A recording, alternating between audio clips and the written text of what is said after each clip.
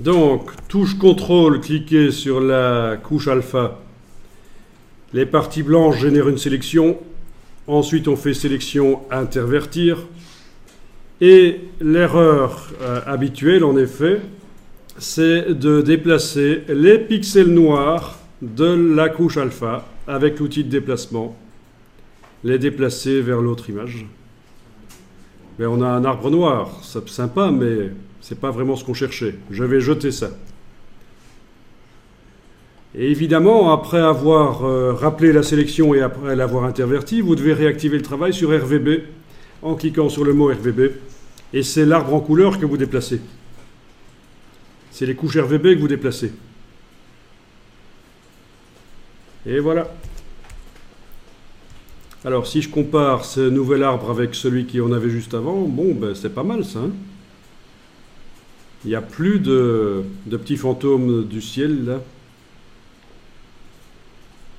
Les coins, là, qu'on voit ici, parce qu'on a bien fait la sélection.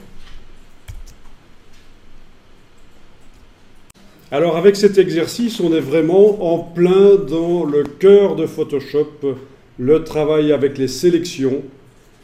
Les sélections, ça représente au moins le tiers de l'étude de Photoshop. Arriver à prendre un objet, le sortir de son décor pour en faire quelque chose, quel que soit l'objet, c'est essentiel. Que ce soit une hyène, comme on a fait l'autre jour en dessinant avec des brosses à bord floues de différentes tailles la silhouette de l'hyène, que ce soit une voiture ou un mixeur de cuisine avec des tracés, que ce soit des cheveux, des feux d'artifice, c'est toute une grosse partie de l'étude de Photoshop, arriver à sélectionner les choses. Et si vous arrivez à faire ça, ça servira aussi si vous faites un jour de l'After Effects, du trucage vidéo, parce que ce n'est jamais que la même chose, mais sur des vidéos. Donc là, c'est vraiment super important de bien comprendre ce qu'on fait, le travail dans Photoshop ici.